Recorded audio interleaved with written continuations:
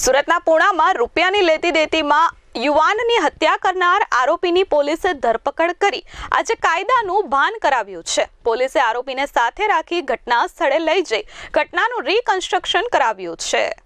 સુરતના પૂણા વિસ્તારમાં ડોક્ટરના ભાઈની ચપ્પુના 8 જેટલા ઘા ઝીકી હત્યા કરવાની કરપીણ ઘટના બની હતી।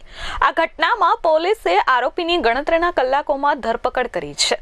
પોલીસે આજે આરોપીને સાથે રાખી ઘટનાનું રીકન્સ્ટ્રક્શન કર્યું છે। પૂણા વિસ્તારમાં સીતારામનગર સોસાયટી નજીક આ હત્યાની ઘટના બની હતી, જેથી પોલીસે આરોપીને સાથે રાખી તે જગ્યા પર ઘટનાનું રીકન્સ્ટ્રક્શન કર્યું હતું। 27 ઓગસ્ટના રોજ વિપુલ નકુમની હત્યા થઈ હતી।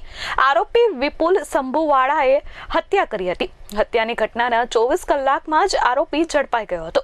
ત્યારબાદ આરોપીની ધરપકડ કરી પોલીસે કાયદાનું ભાન કરાવ્યું છે। મૃતક અને આરોપી વચ્ચે રૂપિયાની લેતી દેતીનો ઝઘડો ચાલતો હતો અને આ ઝઘડા બાદ હત્યાની ઘટના બની હતી।